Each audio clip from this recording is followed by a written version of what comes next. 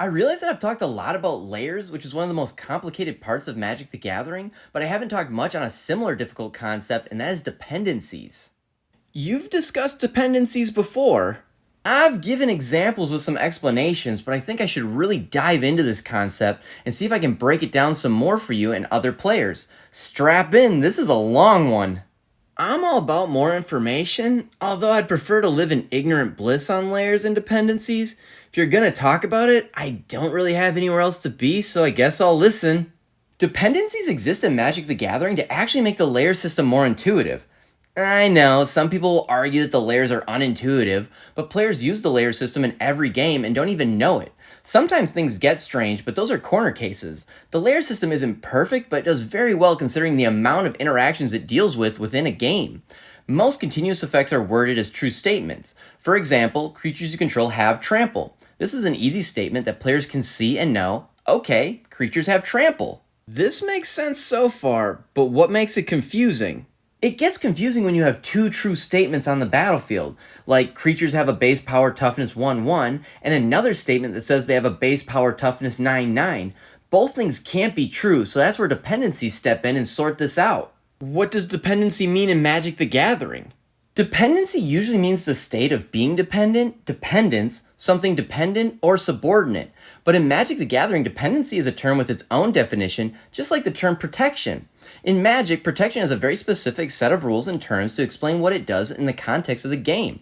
Same with dependencies. In the context of the game, it means something is dependent on another because it removes its abilities, what it applies to, or what it does. Oh, okay. This is why Urborg Tomb of Yawgmoth is dependent on Blood Moon. It's because Blood Moon removes its abilities, not that Urborg needs Blood Moon.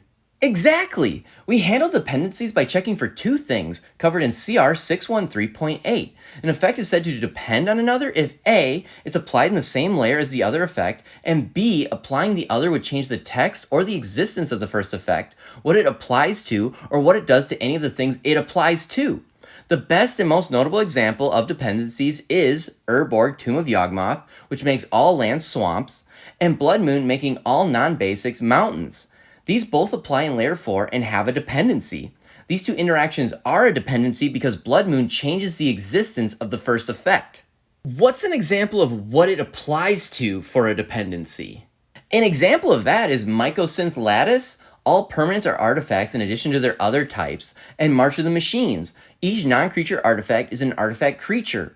March is dependent on Lattice because making everything artifacts changes which objects March can apply to. How do we know the order to apply these continuous effects and dependencies? That part is simple, but can be confusing. As the player, all you need to keep track of is timestamps and dependencies. If no dependencies exist, you can just go with timestamp order. If a dependency does exist, you apply that effect first, regardless of timestamps. You can ignore what the cards do until you have set the dependencies and timestamp order of the effects. Back to Urborg and Blood Moon. You can ignore what both do, check for a dependency, apply it first, so Blood Moon, then Urborg. Next is just following their effects in that order, so Blood Moon turns Urborg into a mountain. Urborg is just a mountain now. What if there are two dependencies on one continuous effect? Just stick to timestamps and dependencies. So 3 effects, A, B, and C. C is dependent on A and B, so we apply A and B in timestamp order. Then apply C. Now I know what you're thinking, what if A and B are dependent and C is dependent on A and B? Well, some stuff you're gonna have to look up yourself because that's too much right now. Let's just focus on the basics. Layers and dependencies are mind-melting to say the least. Magic the Gathering is a very complex game when you begin to dig into it.